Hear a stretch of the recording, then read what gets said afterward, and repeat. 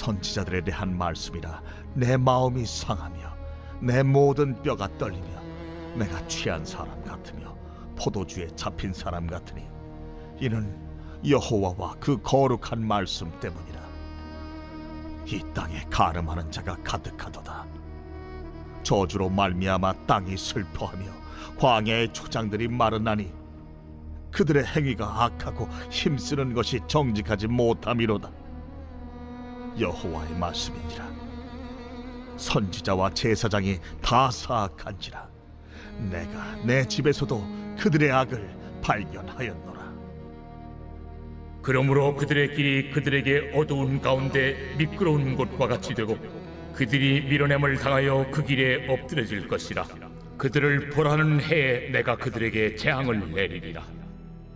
내가 사마리아 선지자들 가운데 우매함을 보았나니 그들은 바알을 의지하고 예언하여 내 백성 이스라엘을 그릇되게 하였고 내가 예루살렘 선지자들 가운데도 가증한 일을 보았나니 그들은 간음을 행하며 거짓을 말하며 악을 행하는 자의 손을 강하게 하여 사람으로 그 악에서 돌이킴이 없게 하였은즉 그들은 다 내 앞에서 소돔과 다름이 없고 그 주민은 고모라와 다름이 없느니라.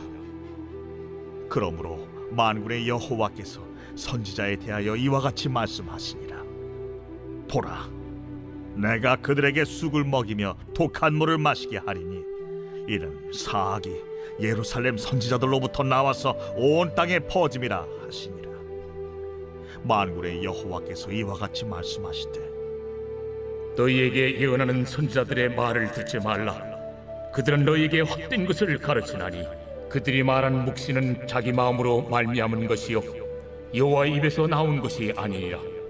항상 그들이 나를 멸시하는 자에게 이르기를 너희가 평안하리라 여호와의 말씀이니라 하며 또 자기 마음이 완악한 대로 행하는 모든 사람에게 이르기를 재앙이 너희에게 임하지 아니하리라 하였느니라.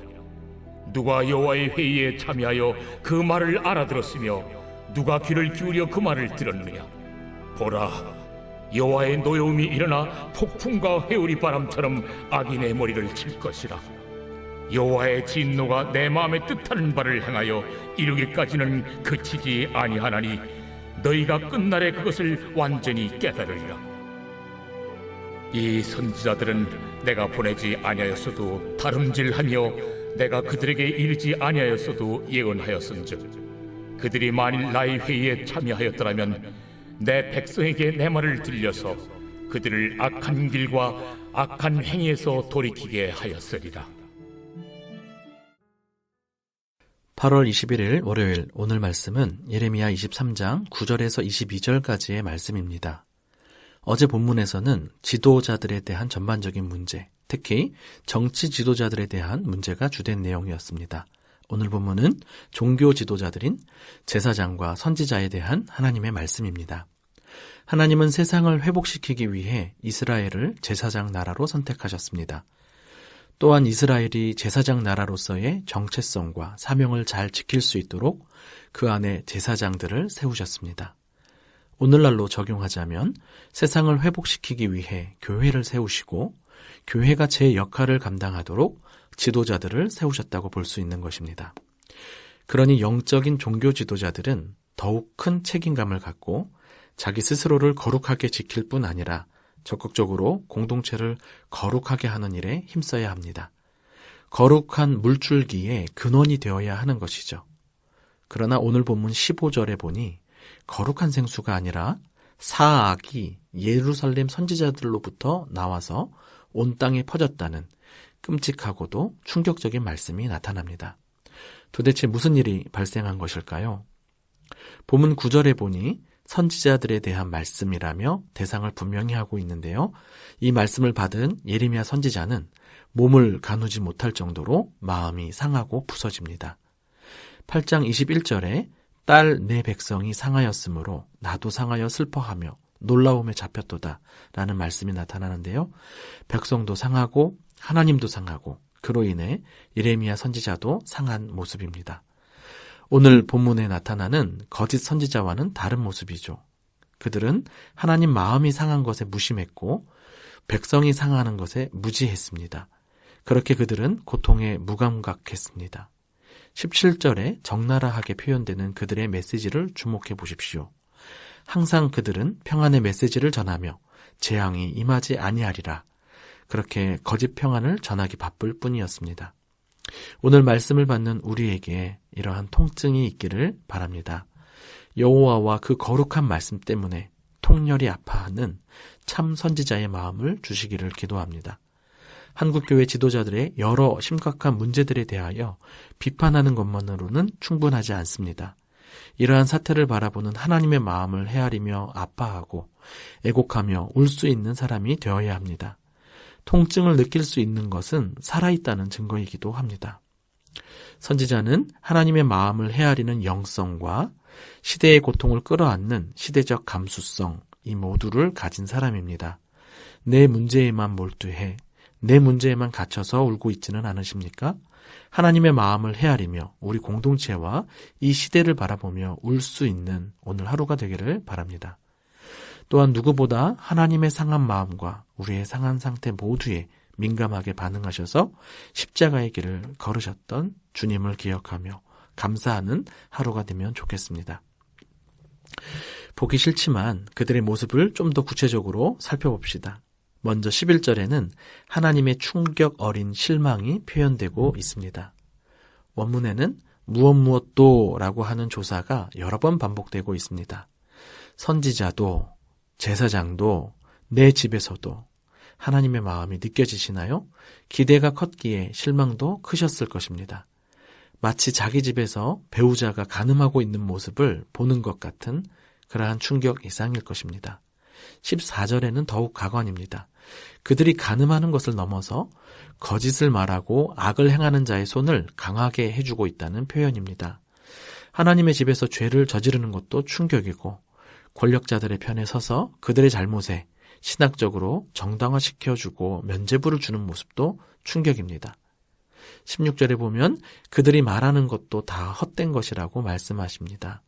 그들의 말이 하나님께로부터 받은 말이 아니라 자기 마음에서 만든 말이고 21절 이하에 보듯 하나님이 보내지도 않았는데 달려가서 말씀하지도 않은 말씀을 예언한다고 말씀하는 것입니다. 이 얼마나 간이 큰 행동입니까? 그들이 정말 여호와의 회의에 참석해서 하나님의 말씀을 들었다면 그들은 하나님의 백성들로 하여금 악한 길과 악한 행위에서 돌이키게 할 수밖에 없었을 것입니다. 그러나 그들은 계속해서 거짓으로 말씀을 전하며 거짓 평안을 전하기에 백성이 돌이킬 기회마저 빼앗은 것입니다. 종교 지도자들 자체의 타락 그리고 탐욕을 이루기 위해 사람들 듣기 좋은 말만 하여 하나님께 돌이키지 못하게 하는 직무유기는 비단 예레미야 시절에만 있는 모습이 아닐 것입니다. 지도자들을 위해 기도합시다. 야고보 사도는 선생된 우리가 더 큰 심판을 받을 줄 알고 선생이 많이 되지 말라고 말씀하셨습니다. 그만큼 책임이 더 크기 때문이죠. 바울 사도 역시 로마서 1장 32절에 사형에 해당하는 일들인 줄 알면서도 자기들만 그렇게 행할 뿐 아니라 그런 일을 행하는 자들을 옳다고까지 하는 모습에 혀를 내두릅니다. 당시 사람들이 예레미야의 말과 거짓 선지자의 말 중 어떤 말씀이 하나님의 말씀인지 분별하기 당시에는 쉽지 않았을 것입니다. 미래의 역사를 통해 검증될 일이기 때문입니다. 그러나 역사는 반복되고 우리는 과거 역사를 통해 배우게 됩니다.